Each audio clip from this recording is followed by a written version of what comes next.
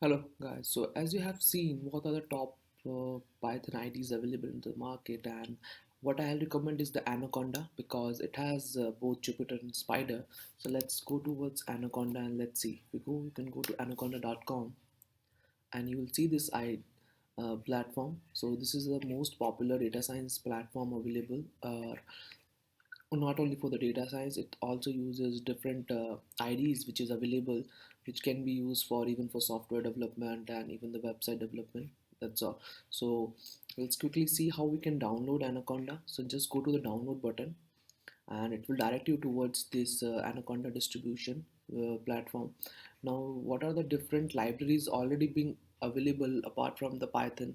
You can see that there are 1500 plus Python and R science data science packages already installed uh, in the Anaconda, and there are some other libraries which is scikit-learn, TensorFlow, Thenos. If you are familiar with the data science world, you will directly relate it how we can use these libraries, and even the NumPy, Pandas, these are the libraries already available with this. So everything is available under this Anaconda. So that's why I recommend this to download instead of downloading Python and then downloading any other ID or platform.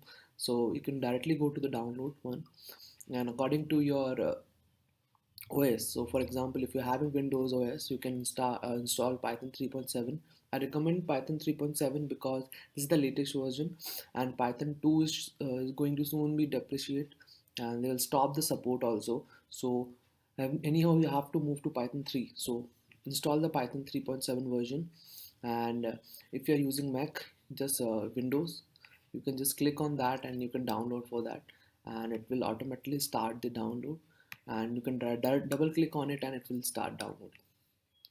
So that's all about the Windows and the Mac installation for the Anaconda. See you in the next video.